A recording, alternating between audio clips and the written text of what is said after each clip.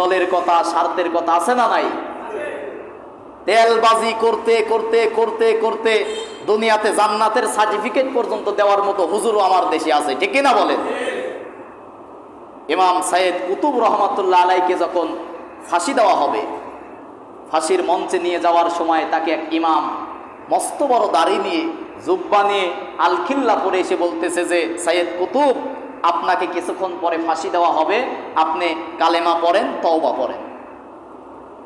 বলেন তো, সাইয়েদ কুতুবকে ফাঁসি দিচ্ছে কিসের জন্য? ইসলামের জন্য, কোরআনের জন্য, কালেমার জন্য, ঠিক কিনা?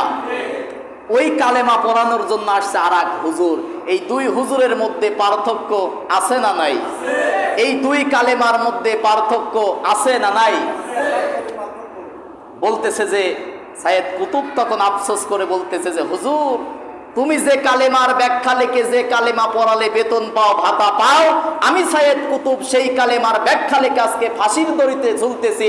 তার মানে তোমার কালেমা আর আমার কালেমা এক কালেমা নয়। তোমার কালেমা তোমাকে পেট পূজারি, মাজার পূজারি, তোমার কালেমা তোমাকে জাহান্নামে নিয়ে যাচ্ছে, আর আমার কালেমা ফাঁসির দড়ি দিয়ে আল্লাহর জান্নাতে নিয়ে যাচ্ছে। আল্লাহু আকবার।